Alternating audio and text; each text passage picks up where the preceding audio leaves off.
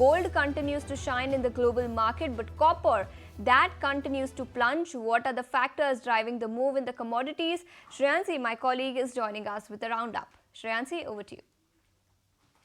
Well, absolutely. First things first, let's take a look at gold prices because safe haven demand is quite bolstered on the back of tariff uncertainty at this point. US, in fact, has imposed a 104% tariff coming in on many Chinese goods. On the back of that, you do have some of that safe haven demand making a comeback as far as gold is concerned. 1% uptick is what you have when it comes to today's move. And when you take a look at the year-to-date basis as well, 13% uptick for gold is something that we've seen thus far this year. You do have Trump also pushing for higher duties when it comes to 60 trading partners, also something that we'll be monitoring closely when it comes to bullion.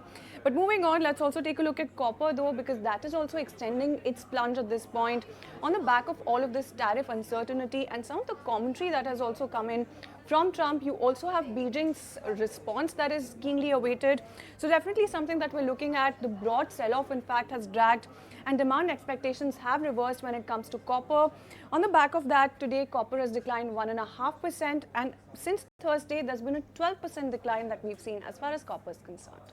Shreyansi, thanks so much for joining us with all those details. So gold continues to shine, but copper is tumbling in trade over the last several trading sessions. But shifting focus to the big story of the day, and that is oil. Brent crude is down over 4% in trade today to trade near $60 per barrel, and it is down nearly 19% in the month of April so far. This is the lowest level that we have seen since early 2021. Intensifying global trade war threatens to batter energy demand, and Donald Trump's so-called reciprocal tariffs are now in place, dealing a heavy blow to the world economy, raising the risk of further retaliation and stoking fears of a recession. In fact, oil options are at their most bearish in years, and put options are at the widest premiums to the opposite calls since late 2021. The downward price pressures have been intensified by OPEC Plus's decision to bring back higher supply faster than previously expected. 8 members of OPEC Plus, which had earlier scheduled to raise output by just 135,000 barrels per day in the month of May, later said that they will increase output by about 411,000 barrels per day in the month of May. So concerns of slower growth coupled with higher supply is leading to the brutal fall in the oil market. So that's as far as Brent crude is concerned, but let's also shift focus to India's rubber industry then. Natural rubber prices in India recently topped 200 rupees per kg. But remember, China is a major buyer of rubber from India. But will the global tariff war impact global rubber trade, and whether rubber prices in India are sustainable or not? To discuss all that and more, we now have Mr. Shashi Kumar Singh, All India Rubber Industries Association, now joining us. Mr. Singh, thank you so much for taking your time out and joining us here on ET Now. And now with US tariffs coming into effect, what kind of impact are you seeing on global rubber prices? Where are global rubber prices currently trading, and how do you expect them to shape up going forward on account of global concerns that we are facing?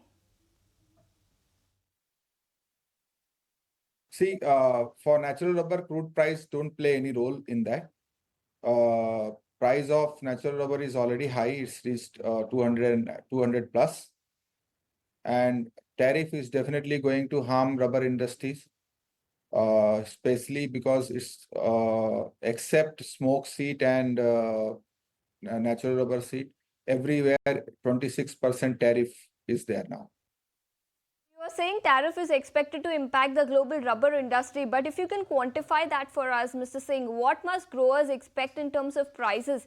Given the price volatility due to global factors, what's the outlook going forward as far as pricing is concerned for the full financial year? See, for the rubber industries, this price is not suitable. For growers, yes, if they get more than 200, they are benefited with that. But this region is not because of this tariff war and all. This is because of there is a lean period going on India as well as Thailand and Malaysia. So tapping is less. That's why this price is up, and it will further up in monsoon season. So it's not because of tariff, but it's because there is lean period in India, Thailand and several other countries because of which prices have been impacted.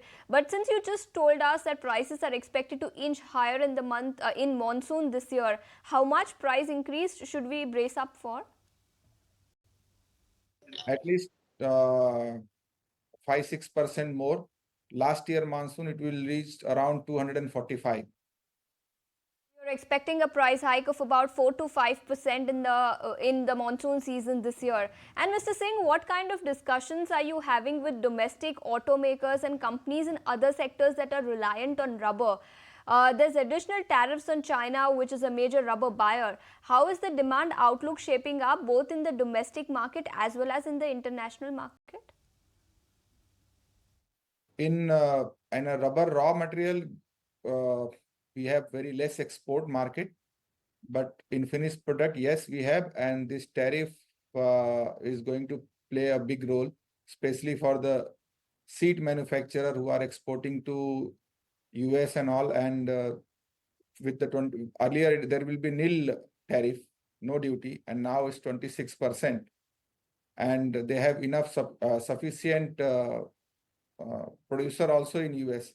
So it will be very difficult for the manufacturer of rubber seat, which is used in a different way of pond liner, waterproofing and all.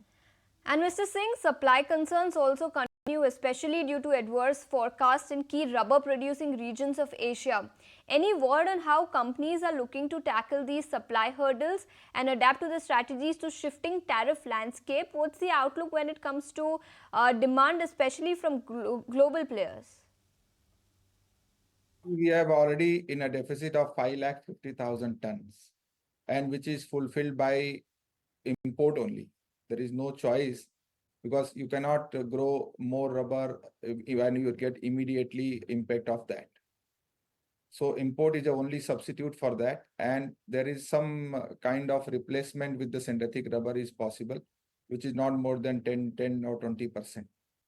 So natural rubber is not completely replaceable with synthetic rubber, but any latest development on the geo mapping of rubber plantations? When is the implementation expected to happen?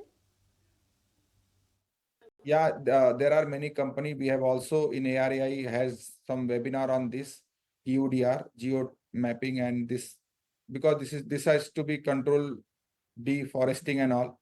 So yes, we are on track to get it ready with that by the time it is going to implemented in India. Okay, so we are on track to get it ready as far as implementation of geo mapping is concerned. But Mr. Singh, last time when we spoke to you on the wish list that you had from Budget 2025, you had said that you had unfulfilled demands as well. Any key asks from the government going forward? Anything that is in the works, that is in the pipeline at the moment? Our demand for the budget basically on a 2-3 fronts. One is that rubber industries is absolutely ignored in the budget, entire HSN code 40. There is no benefit for the rubber industries. We have requested for inverted duty structure to protect farmer. There is a high duty on natural rubber import and very high on latex. So we have requested that at least there should be a higher duty on the finished product. Also, there should be some PLI scheme for the rubber industries where small, and there should be some, PLI scheme for the small industries to making some kind of cluster and all, which benefit the industries at large. And uniform GST on a rubber product as well. Those are the expectations from the government and some unfulfilled wish list from budget, but any other demand from the government for the benefit of the domestic rubber industry, especially in times like this when export is likely to be hit? Our demand is basically that government should also look rubber industries as one of their, well supporter of GDP and all, because it's completely ignored in past as well.